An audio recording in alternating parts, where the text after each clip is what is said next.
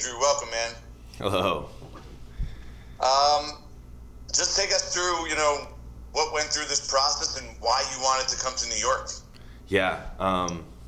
Each year, this is my second year of going through the free agency, and I always thought this was going to be a little less stressful than the time before, but free agency is free agency. You're picking a new place to live, you're picking a new building, you're picking a new coaching staff. There's just a lot that goes into it. One, the New York Giants are an iconic franchise. Me and Daniel have a great relationship. Daboll is, a wizard with quarterbacks. There's a lot of those reasons that I came here. And both, the place that I was coming from in Seattle was a whole new staff as well. So either place that I picked, whether it was here or there, it was going to be a new offense. It was going to be a new coaching staff. There's a lot of unfamiliarity in both sides of it. So that kind of cleared me up to, maybe feel like I can go somewhere else and, learn a new offense, get behind a new coaching staff, and see where it takes me. What have you been told about your opportunity to come in and compete and potentially start? Yeah, Daniel Jones is the starter of this team, and that's been conveyed to me. Now I need to come in and push Daniel to be the best he can be, and that's the role that I've played for Geno. That's the role that I played for Teddy. That's the role that Brett Rypien played for me when I was the starter in Denver. I've had both sides of this. I've been the guy to push a starter, and I've been the starter that's being pushed by the backups. It's all about making that room as best it can be, and if we do that, sky's the limit for this team. Appreciate you, man. Enjoy your time here. Yes, sir. Dan Duggan. Hey, Drew, welcome. I'm not sure if you saw the comments John Schneider made. What do you make of that? Was it just some confusion with your message to him, or? Yeah, I got told about it. I'm not on social media too much. I had one conversation with Schneider, and I called him after, I made the decision to come here, and I just wanted to say thank you for the opportunities that they gave me there and bringing back, kind of the old player that I used to be. And that's where it really got left. He asked me if it was a 1 or a 2, and I said it's a 1. He said, okay, awesome. And then I just said thank you one more time. And he said, hey, you were great for us, and we appreciate everything you did for us. And that's all the words that I had for him in that conversation. Gotcha. And then with it being a 1-year deal, what are you looking to get out of this year for yourself, going forward, or just obviously this year too? Yeah, I've noticed that, through my 5 years that I've had in the league, I've had 3 different OCs. And, you can look at it like you got to keep learning new offenses. You got to keep getting familiar with, new plays. And that only comes with practice. That only comes with game reps.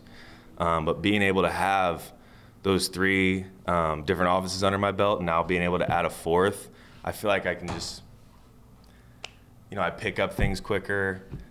There's nothing you can't throw at me in a playbook that I feel like I haven't seen anymore. And I wanted to add, a playbook like Daboll's been running, and with what he did with Josh and all the quarterbacks that he's had and what he did with Daniel, just seems like a really awesome opportunity. Gotcha. Thank you. Yeah. Paul Schwartz. Hey, Drew. How are you? I'm doing good, Paul. How are you? Good.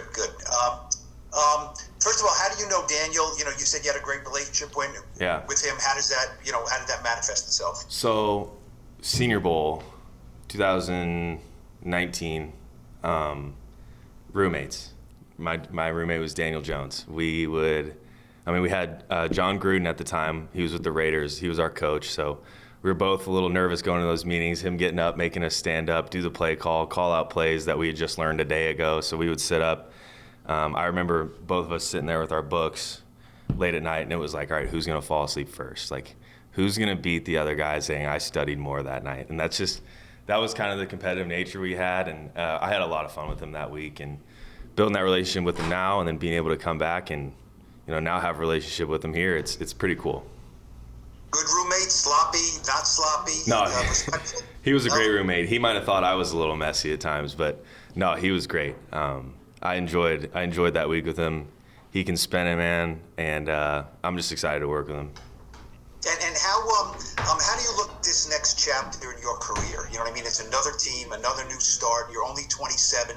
You know what I mean? I'm sure you want to play. So how do you see this as a 1-year opportunity here? Yeah, I mean, everybody, in this league wants to play as much as they can. I'm looking at it as I'm joining a great football team. You know, I want to help this team in any way I can, bring as many wins home, you know, to this program as we possibly can, make a run into the playoffs and see what happens from there. So really, I don't have any like super specific things besides I'm going to help this team every single day as best as I can. And whether that's me helping me or me helping Daniel or me helping the backs, the O-line, whatever it may be, I'm gonna do that for this team.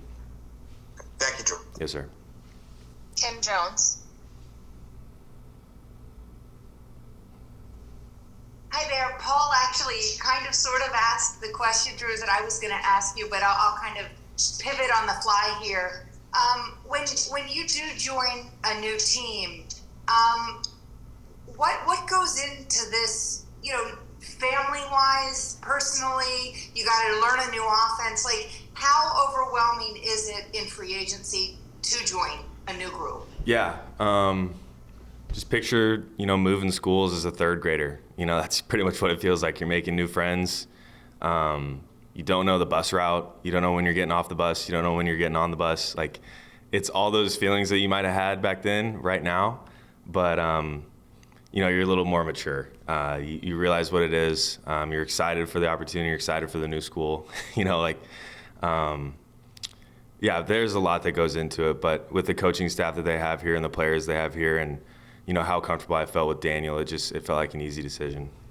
If I could quickly follow up, Daniel's obviously coming off an injury. Yeah. Does that, in your mind, you know, and there would be no shame if it does, say, well, conceivably, they could need me to start the season. You know, there might be a different opportunity here than if you were joining a team where every quarterback on the roster were healthy and ready to go. Yeah, we haven't gotten into too specifics on when Daniel would be back and when he wouldn't be back.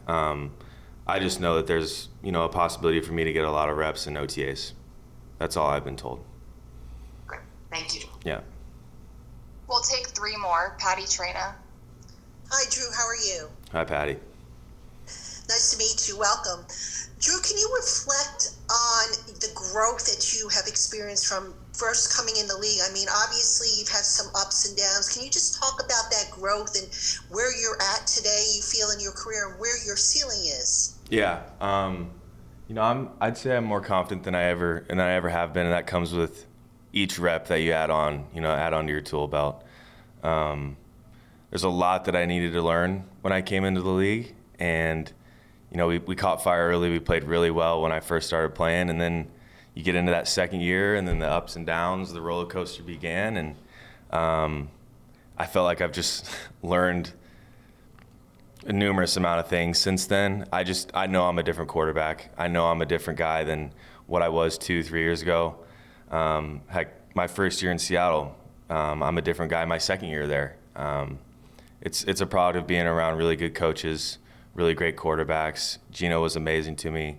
That was one of the harder relationships to leave. You know, I really appreciate everything that G's done for me and confidence and teaching me the game.